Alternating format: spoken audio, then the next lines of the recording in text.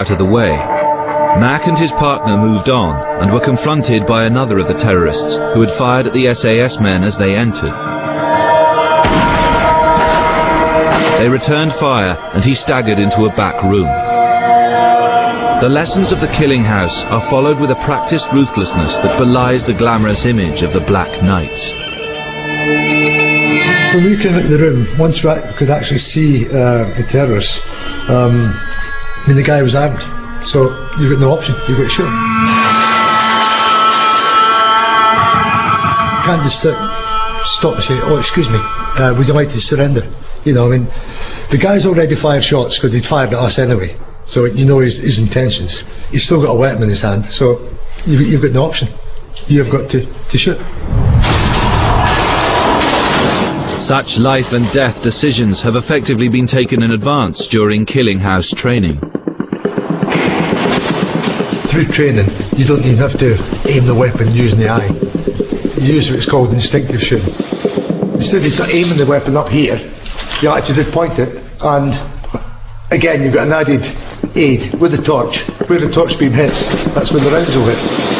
First round might hit, say, an enemy in the stomach. The next one, you just tilt back a little bit, the next one hit him in the chest. And it takes, what, a fraction of a second. It's just pure practice. Once a situation has deteriorated to the point at which the SAS is sent in, terrorists are more likely to be killed than arrested. And for most SAS soldiers, the end justifies the means. You're not a kill machine, but you're a rescue machine. You may kill in the process of rescue, but you're not just going in there just to kill baddies. You know, it's rescue, that's the main thing. The remaining gunmen who were guarding the hostages were in the telex room on the second floor. When the SAS stormed the building, the gunmen panicked. Two started firing on their captives, killing one and wounding two others. Then they threw their guns out of the window and tried to surrender. Surviving hostages, however, have said that when the SAS burst into the room, they executed the terrorists in cold blood. At the subsequent inquest, a verdict of justifiable homicide was reached, though some commentators thought that excessive force had been used. But for the SAS, there was no time for hesitation. By now, Snapper's group had reached the ground floor, where the hostages were being manhandled down the staircase. Suddenly, a man amongst them was identified as a terrorist. Saw this figure coming down the stairs. As he came level with me, luckily I could just see his clenched fist, and I just caught a fleeting glimpse of the Russian grenade, because the primer of a Russian grenade sticks out about 1.5 inches. I whacked him on the back of the head, and he then rolled down the remaining 2 or 3 steps into the reception area. Regardless of whether he posed a genuine threat, once he had been identified as a terrorist, he was as good as dead.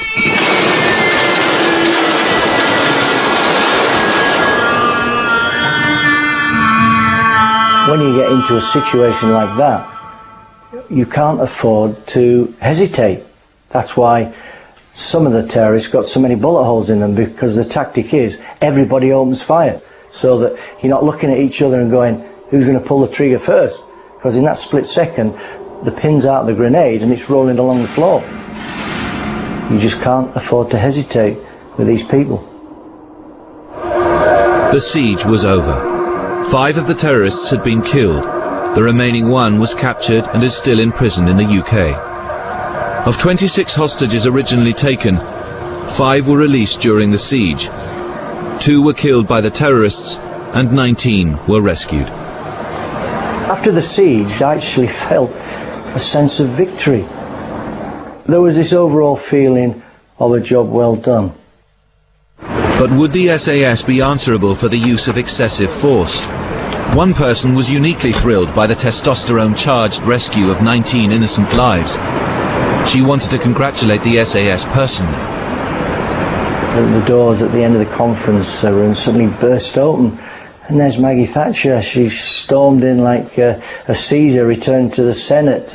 Gentlemen, there is nothing sweeter than success, and you boys have got it. And we all cheered, and in she swept. Quite a lady, really.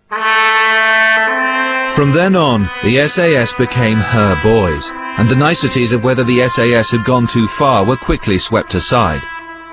This photograph reveals an intimacy the public was never meant to see. The negative was supposed to have been destroyed. Margaret Thatcher, in Margaret Thatcher's eyes, we could do no wrong. I think it proved to the politicians that there was a tool they could use in an emergency when there was a situation outside of their control. Margaret Thatcher did indeed start to use her newfound strong arm force in some unlikely places and in conditions of great secrecy. In 1987 there was a riot in one of Scotland's toughest prisons. Mrs. Thatcher knew exactly who she wanted to sort it out.